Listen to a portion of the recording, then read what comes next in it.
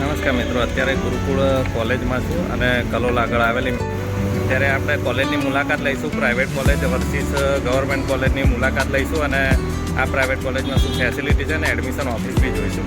ચલો તો મારી સાથે.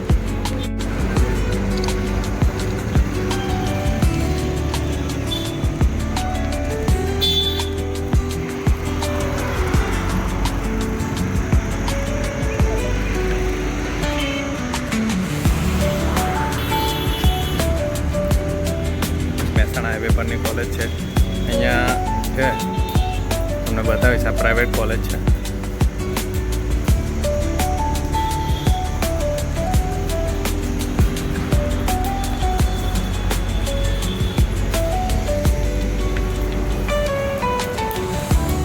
એડમિશન ઓફિસ છે.